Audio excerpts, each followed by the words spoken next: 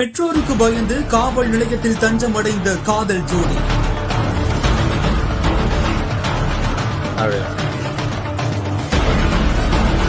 காவல் நிலைய வாசலிலேயே மாலை மாற்றிக்கொண்டு தம்பதிகளாக கைகோர்த்த தருணம்.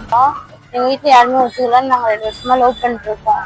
வீட்லயும் பேச்சு பார்த்தா அவங்க ஒத்துக்கல. அதனால நாங்க நாகப்பட்டினம் கல்யாணம் பண்ணிக்கிட்டோம். ஆனா அவங்க திருப்பூர்ல கார்மெண்ட்ஸ் கம்பெனில சூப்பர்வைசரா இருக்காங்க.